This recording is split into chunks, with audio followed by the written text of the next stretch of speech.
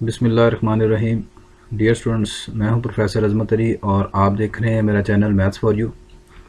Students, जैसे कि आप जानते हैं कि हमने chapter number 9 functions of several variable calculus by S M Yusuf से स्टार्ट किया हुआ है और इसमें एक्सरसाइज 9.8 हम पढ़ रहे हैं। जैसे कि आप जानते हैं कि इस एक्सरसाइज में आपने जो डिफरेंट सॉलिड्स हैं उनका वॉल्यूम निकालना होता है। तो वॉल्यूम निकालने के लिए हमने डिफरेंट मेथड यहाँ पर पढ़ चुके हैं।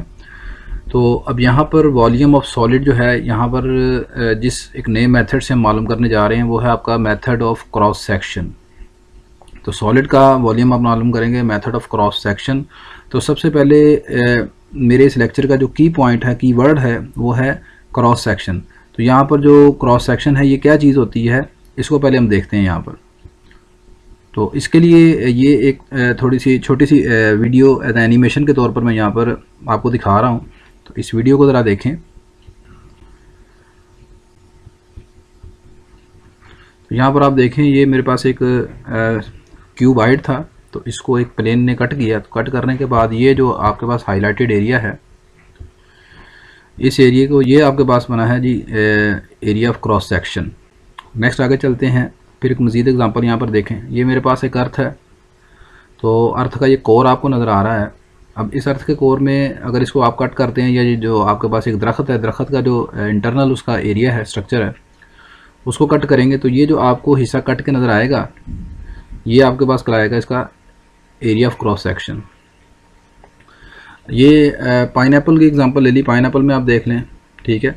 तो ये सारी जो चीज़ें आपके पास यहाँ पर क्रॉस सेक्शन को शो कर रही हैं। मतलब जब आप किसी 2D फिगर को जब आप किसी प्लेन के साथ कट करते हैं, तो कट करने के बाद जो चीज़ आपको हासिल होती है वो आपका एरिया ऑफ क्रॉस सेक्शन को शो करती है। मज़ीद थोड़ी सी एग्जांपल देखते हैं। ये हमारे पास 2 डायमेंशनल शेप्स हैं, जिसमें ये आपके पास हेक्सागोन है, रेक्टेंगल है, ट्राइंगल है, सर्कल है।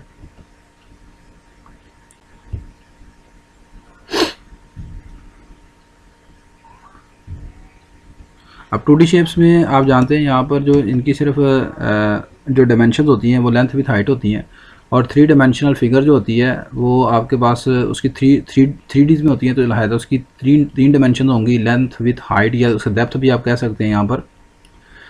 तो अब यहाँ पर देखें, इन फिगर्स की अगर आप क्रॉस सेक्शन मालूम करते हैं, जब इन्हें आप किसी प्लेन के साथ कट करते हैं तो वो किस तरह नज़र आएंगी, देखें ज़रा।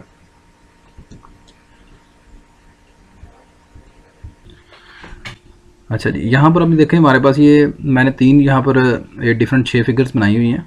ये आपके पास पिरामिड है, जिसकी बेस जो है वो आपके पास स्क्वायर है। ये भी एक पिरामिड है जिसकी बेस यहाँ पर पेंटागोन है, हेक्सागोन है, सॉरी।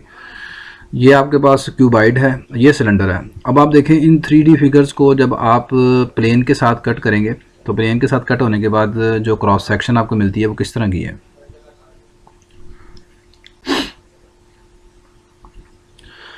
ये फिगर को आपने तीनों फिगर को काटा, कट करने के बाद यहाँ पर इसे देखें, ये अब यहाँ पर जो क्रॉस सेक्शंस आपको नज़र आएंगी, ये यहाँ पर ये जो पिंक कलर का, ये पिंक कलर से मैं हाईलाइट किए हैं। तो ये आपके पास यहाँ पर इनकी क्रॉस सेक्शंस हैं। तो अब यहाँ पर होपफुली आपको ये आइडिया हो गया होगा कि क्रॉस सेक्शन से यहाँ पर क्या मुराद है, ठीक है। जब भी आप किसी 3D फिगर को किसी प्लेन के साथ कट करते हैं, तो कट करने के बाद जो आपके पास फिगर हासिल होती है, 2D फिगर हासिल होती है, वो आपकी एरिया ऑफ क्रॉस सेक्शन को शो करती है।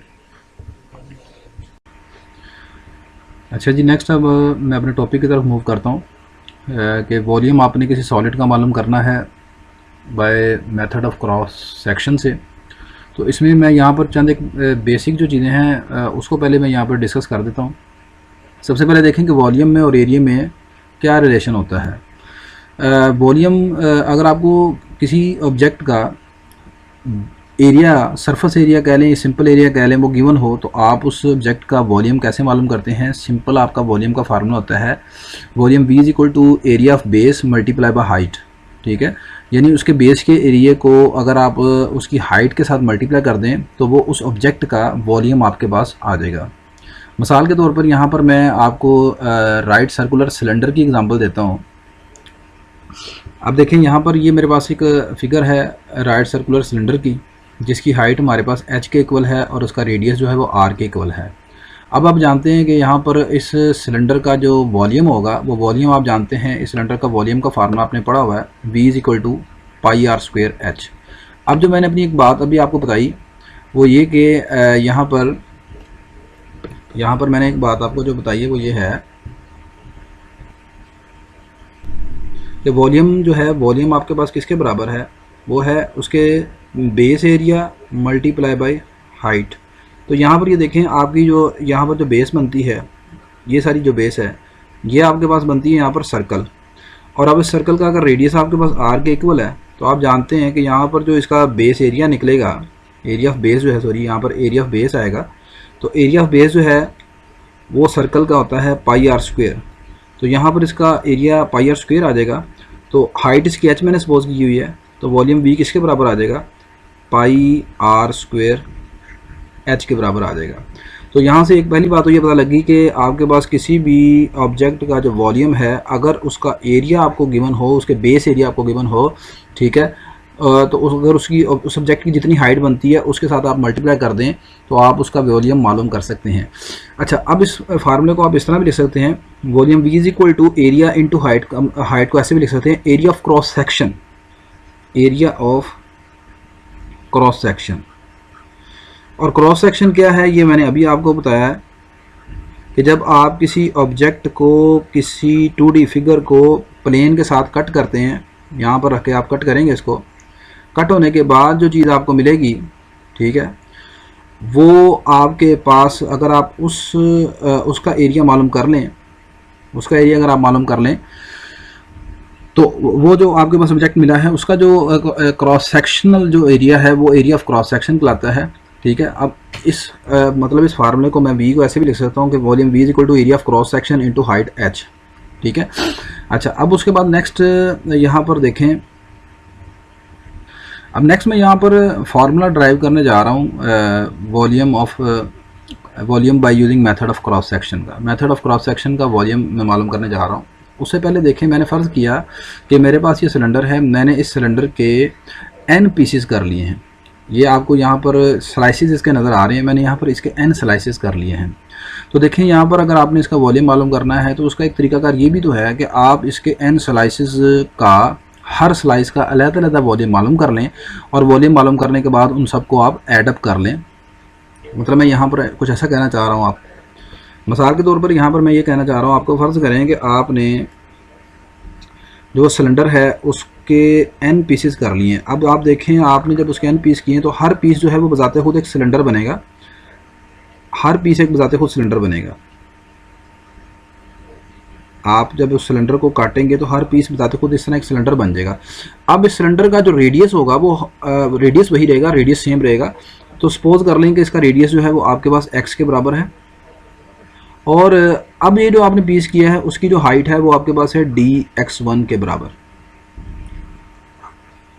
तो वॉल्यूम ऑफ सिलेंडर, अब यहाँ पर आपने इसका वॉल्यूम ऑफ सिलेंडर मालूम करना है तो वो किसके बराबर होगा। अभी आपने वॉल्यूम ऑफ सिलेंडर का फार्मूला पढ़ा है, वो होता है पाई आर स्क्वायर हाइट h।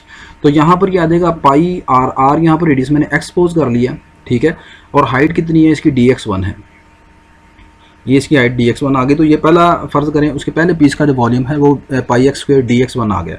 अच्छा, इसी तरह आप इसका दूसरा फिर एक यहाँ पर पीस बना लेते हैं, स्लाइस बनाते हैं सिलेंडर की।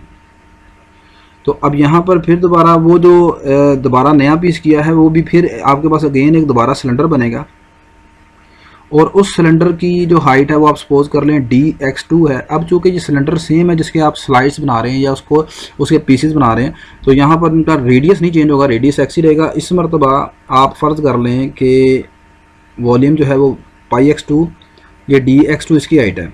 अच्छा, यहाँ पर देखें dx1 भी एक हाइट को शो कर रहा है और dx2 भी एक हाइट को शो कर रहा है। ये दोनों हाइट डिफरेंट हो सकती हैं, ये दोनों सेम नहीं हो सकती।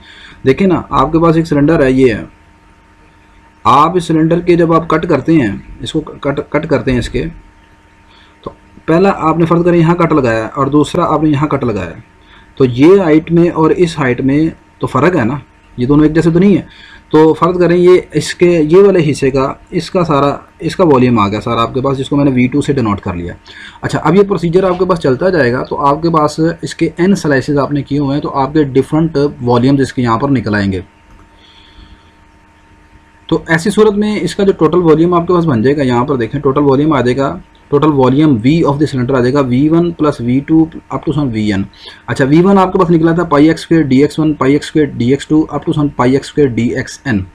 अब इनको सम अप कर लें तो ये आ जाएगा पाई एक्स स्क्वायर dxi, इसको समीशन फॉर्म में लिख लिया, तो सिग्मा फॉर्म में आप लिखेंगे तो ये आ जाएगा summation i is equal to 1 से n, ये पाई एक्स स्क्वायर dxi।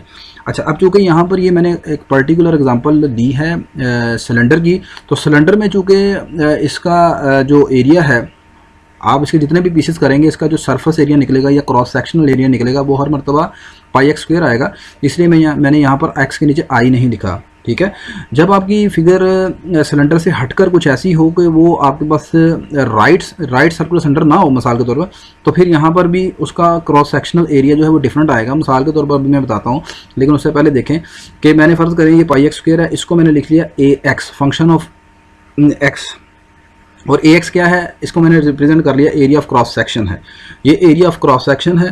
ठीक है, अब मैंने अगर सपोज कर लिया कि आपने जो यहाँ पर स्लाइसेस इसके बनाए थे वो स्लाइसेस इन्फिनिटी को अप्रोच करते हैं, जाहिर सी बात है अब इसके इस सिलेंडर के जितने ज़्यादा स्लाइसेस बनाते जाएंगे आपका वॉल्यूम जो है वो ज़्यादा से ज़्यादा बेहतर होता जाएगा, और उन स्लाइसेस की हाइट जितनी आप कम अज़ कम करते जाएंगे तो वो आपकी ओरिजिनल फिगर को अप्रोच करना शुरू कर देगी। मतलब मैं ये कह रहा हूँ कि यहाँ पर आपने इसके स्लाइसेस इस सिलेंडर के स्लाइसेस कर दिए हैं, अब ये और ये इन दोनों का वॉल्यूम तकरीबन अप्रोक्सीमेटली इक्वल हो जाएगा। देखें ये बिल्कुल ये वाली फिगर जो है ये बिल्कुल आपकी सिलेंडर की तरह नहीं है, ये वाली, इसमें और इसमें फ़र्क है थोड़ा सा। देखें यहाँ पर ये आड़ी तिरछी लाइनें आपको नज़र आ रही हैं। ठीक है, तो अब ये बिल्कुल इस तरह की कब बन जाएगी, जब आप ये जो हाइट आपने रखी है, ये जो आपको ग्रे कलर की नज़र आ रही है, ठीक है, ये बिल्कुल ज़ीरो के करीब अप्रोच करे। जीरो के करीब अप्रोच करने का मतलब है ये आपने हाइट बिल्कुल ख़त्म कर दी, ये बिल्कुल जो आड़ी तिरछी लाइन है ये बिल्कुल प्लेन बन जाएगी, बिल्कुल ये इस तरह बन जाएगी। तो ऐसी सूरत में ये बिल्कुल ये वाली फिगर बिल्कुल इसको अप्रोच करेगी। तो अब यहाँ पर n इसलिए मैंने कहा इन्फिनिटी को अप्रोच कर दें। n इन्फिनिटी का मतलब आपने नंबर ऑफ जो स्लाइसेस किए हैं, नंबर ऑफ पार्टीशन जो किए हैं, और यहाँ पर जो इसकी विथ है हर सिलेंडर की पार्टीशन की वो जीरो को अप्रोच करे। Then by using Riemann sum, Riemann sum आपने डेफिनेट इंटीग्रल के चैप्टर नंबर 5 में पढ़ा हुआ है कैलकुलस के, तो ये सारी चीज़ जो है वो आपके पास रिमान सम की शक्ल इख्तियार कर जाएगी। तो इस सम को जब ये n अप्रोचेस टू इन्फिनिटी हो, delta x approaches to zero हो, तो इस सम को मैं ऐसे लिख सकता हूँ इंटीग्रल a से b ax into d x. A से b ये आपके पास इंटरवल है जिसकी आपने पार्टीशन की होंगी। यहाँ पर सिलेंडर के केस में यहाँ पर जो a से b है वो इसकी टोटल हाइट को शो करेगा। अगर सिलेंडर आपके पास रीजन पर पड़ा हुआ है और उसकी हाइट h है तो ये 0 to h हो जाएगा आपके पास यहाँ पर।